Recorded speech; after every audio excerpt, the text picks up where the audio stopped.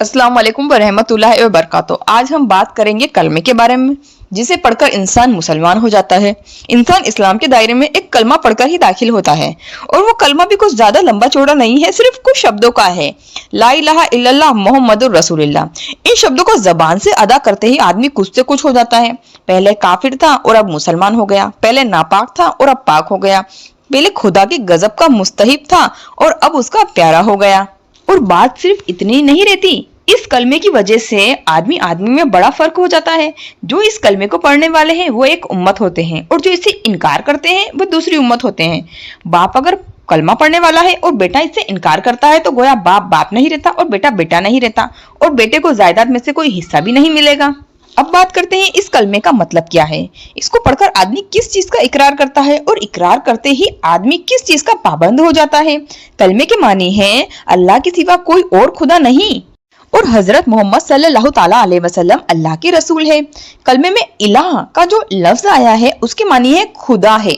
खुदा उसे कहते हैं जो मालिक है, हाकिम है, पैदा करने वाला है, और जो पालने वाला, पोसने वाला, दुआओं को सुनने वाला, कबूल करने वाला, इसका मुस्तहिक हो कि इसकी इबादत की जाए।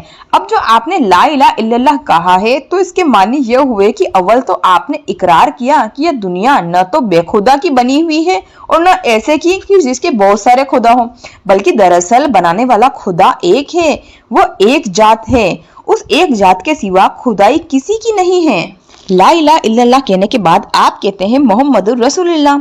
इसके मानी है आपने ये इकरार कर लिया कि मोहम्मद सल्लल्लाहु ताला अलैहि वसल्लम पैगंबर हैं, जिनके जरिए खुदा ने अपना कानून आपके पास भेजा है। कुरान मजीद के पारा नंबर 14 और आयत नंबर 24 से 27 में अल्लाह ताला क्या फरमाते हैं कि तैयब कलमे की मिसाल ऐसी है कि जैसे कोई अच्छी किस्म का पेड़ हो, जिसकी जड़ें जमीन में खूब जमी हुई हो, जिसकी शाखें आसमान तक फैली हो, और जो हर वक्त अपने अल्लाह के हुक्म से फल ही फल लाए चला जाता हो।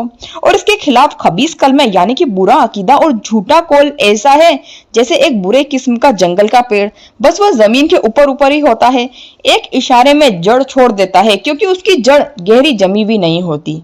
अब हम बात करेंगे इसकी तफसील के बारे में। दुनिया में इससे ज्यादा सच्ची बात और कोई नहीं हो सकती कि सारे जहां का खुदा एक अल्लाह है। इस बात पर जमीन और आसमान की हर चीज गवाही दे रही है। ये इंसान, ये जानवर, ये पेड़, ये पत्थर, ये रेत के जर्रे जर्रे, ये बहती हुई नहरें, ये चमकता हुआ सूरज, ये सारी चीजें जो हर तरफ फैली हुई है, इनमें से कौन सी ऐसी चीज है जिसको अल्लाह के सिवा किसी और ने पैदा किया हो, जो अल्लाह के सिवा किसी और की मेहरबानी से जिंदा हो और कायम रह सके, जिसको अल्लाह के सिवा कोई और फना कर सकता हो।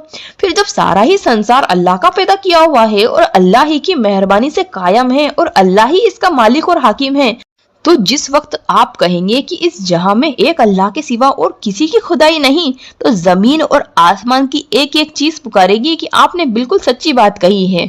हम सब आपकी इस कौल की सच्चाई का गवाह हैं। जब आप अल्लाह की राह में चलेंगे तो आप अकेले न होंगे, बल्कि कायनात की बेशुमार लश्कर आपके साथ चलेंगे, क्योंकि आसमान के सूरज से लेकर जमीन का एक मामूली जर्रा, हर चीज, हर आन उसी की राह में चल रही है। जब आप उस पर भरोसा करेंगे तो किसी छोटी ताकत पर भरोसा नहीं करेंगे, बल्कि एक बड़ी ताकत पर भरोसा करेंगे जो जमीन और आसमान के सारे खजानों का मालिक है। कलमे पर ईमान लाकर जो इंसान अपनी जिंदगी को उसके मुताबिक बना लेता है, जमीन और आसमान की सारी ताकतें उसका साथ देगी। दुनिया से लेकर आखिरत तक वो फलता फूलता ही चला जाएगा। कभी एक लम्हे के लिए भी नाकामी व नामुरादी उसके पास नहीं आएगी। यही चीज अल्लाह ताला ने बयान फरमाई है कि यह कलमा ऐसा पेड़ है जिसकी जड़ें जमीन में जमी हुई है और शाखें आसमान पर फैली हुई है, हर वक्त खुदा के हुक्म से फल लाता रहता है।